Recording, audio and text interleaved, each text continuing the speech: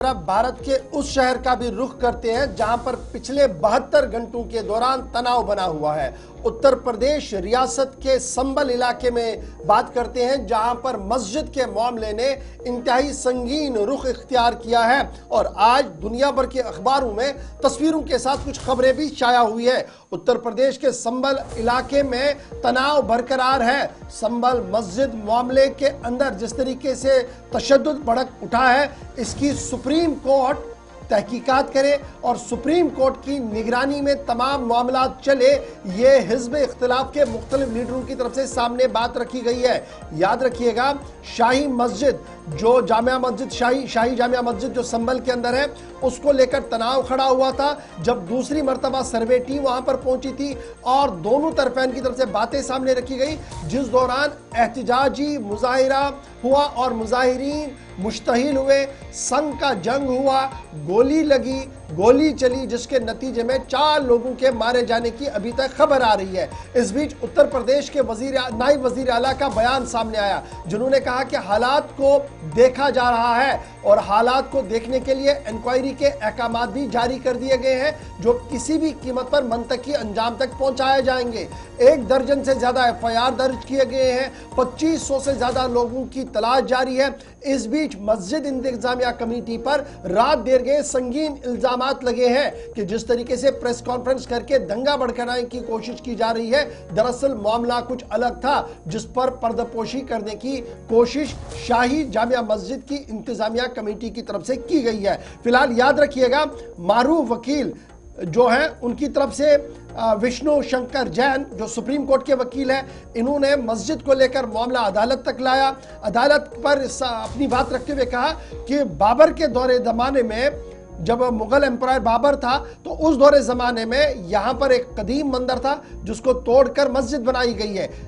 1529 का मामला सामने रखा गया अदालत के सामने, 1529 का इशू सामने रखा गया, जिसके बाद सर्वे की बात आई। एक सर्वे मुकम्मल हुआ, पुरअमन वो हुआ, लेकिन दूसरे सर्वे पर हंगामी खेज सूरत हाल हुई, जिसके बाद इंतजामिया को एहतियातन 144 भी नाफिज करना पड़ा, एहतियातन इंटरनेट फैसिलिटियां भी डाउन करनी पड़ी और तमाम उन लोगों के खिलाफ सख्ती के साथ काम किया जो अमन कानून में रखना डालने की कोशिश कर रहे हैं। अभी आज सुबह ताज़ा तरीन सूरत हाल क्या कुछ है, हम सीधे ताबिश कमाल के पास चलेंगे। ताबिश, पिछले 3 दिन से हम देख रहे हैं कि हुकूमत अपने तरीके से हालात को कंट्रोल करने की कोशिश कर रहे हैं। इस बीच मुस्लिम तंजीमों के बयानात, अपोजिशन के बयानात अपनी जगह पर है, लेकिन आज सुबह सूरत हाल इस इलाके की क्या कुछ है, संबल इलाके की, क्या आहिस्ता आहिस्ता करके पटरी पर जिंदगी लौटना शुरू हुई है या तनाव, धुआं, पुलिस आज भी दिख रहा है?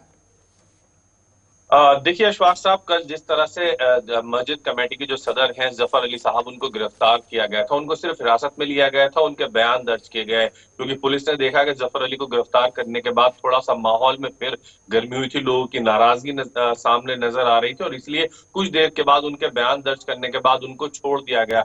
हालांकि कल जिस वक्त जफर अली ने प्रेस कॉन्फ्रेंस की, उन्होंने कई बड़े आरोप पुलिस टीम पर और महकमे पर लगाए हैं, सरकारी महकमे पर लगाए। उन्होंने कहा कि पुलिस टीम की वजह से ये सब कुछ हुआ है और उन्होंने खुद सुना था बड़े आला अधिकारियों को ये बात करते हुए कि यहाँ पर गोली चला दी जाए, यानी कि लोगों को गोली चलाने के जो आदेश है वो बड़े अधिकारियों की तरफ से दिए गए थे और पुलिस ने गोली चलाई। जब उन्होंने ये बयान दिया तो उसके बाद पूरे उत्तर प्रदेश के अंदर एक हलचल का माहौल पैदा हो गया, क्योंकि उनके बयान के आने के बाद ये बात साफ हो गई थी कि जफर अली खुद अपने बयान पर इस बात पर कायम थे। वो कह रहे थे कि पुलिस की वजह से ये सब कुछ हुआ। उसके कुछ देर के बाद पुलिस उनके घर पहुंचती है और उनको हिरासत में ले लिया जाता है। जब उनको हिरासत में लिया जाता है तो लोग वहां पर नाराज हो जाते हैं और उनके बयान दर्ज करने को लेकर के ये कहा जाता है कि सिर्फ उनके बयान दर्ज करने के लिए उनको हिरासत में लिया गया था।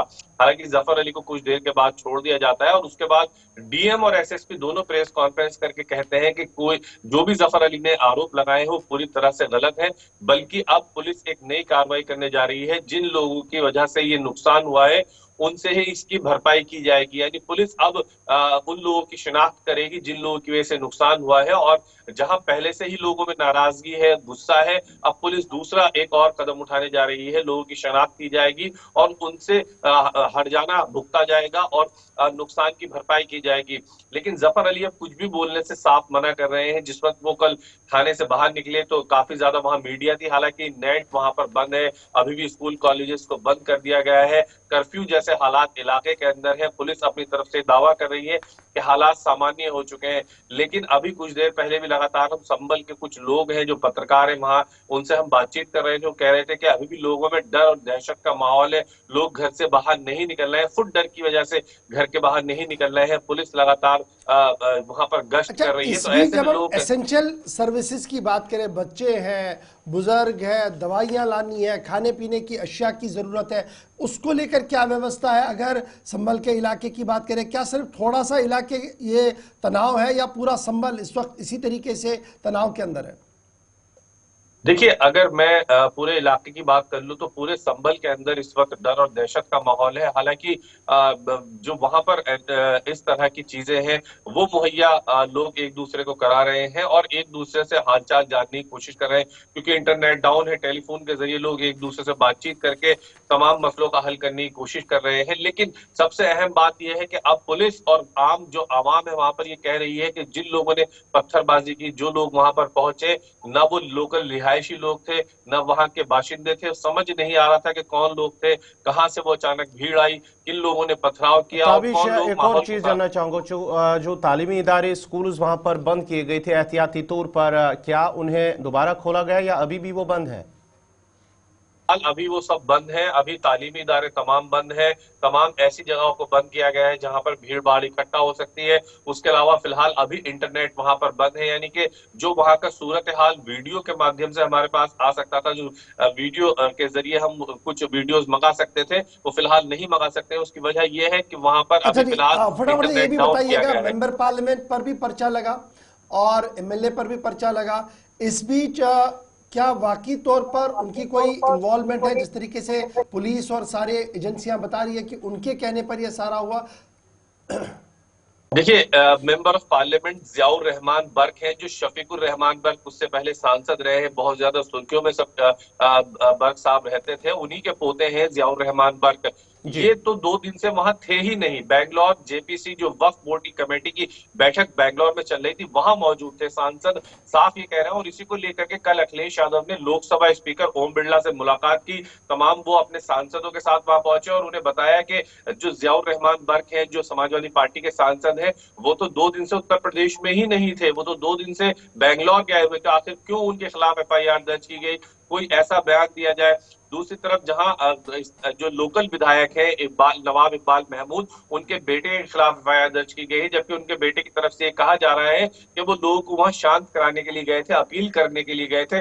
वो स्थानीय विधायक के बेटे हैं, लोग उनका कहना मान सकते थे, इसलिए वहां पर वो गए थे। पुलिस लगातार आज एक और नई चीज अभी कुछ देर पहले सामने आई है। देखिए, आज समाजवादी पार्टी का एक डेलीगेशन संभल जा रहा है। समाजवादी पार्टी के जो लीडर ऑफ ओपोजिशन है उत्तर प्रदेश के अंदर, माता प्रसाद पांडे, उनके साथ समाजवादी पार्टी की एक पूरी टीम अभी कुछ देर के बाद संभल पहुंचने वाली है। हालांकि पुलिस की तरफ से तमाम बॉर्डर्स को सील किया गया है और किसी बाहरी को आने की इजाजत बहुत नहीं दी शुक्रिया गई जी है। हमारे साथ ताबिश कमाल ज्वाइन करने के लिए, अपडेट करने के लिए। तनाव अभी भी है, होप्सो कि तनाव खत्म हो, नॉर्मल जिंदगी वहां पर आए। पुलिस की तरफ से कर दी गई है और एफआईआर के साथ साथ तलाशी जो रेस्ट ऑफ द काम होता है कि आइडेंटिफाई करना और दीगर चीजें, उस पर भी हो रहा है। लेकिन सियासत भी इस पर चल रही है। हिजब इख्तिलाफ के तमाम लीडरों ने संभल मामले का एक संजीदा नोटिस लिया और सुप्रीम कोर्ट से दरख्वास्त की है कि सुप्रीम कोर्ट मॉनिटरिंग प्रोब इस पूरे मामले में होनी चाहिए।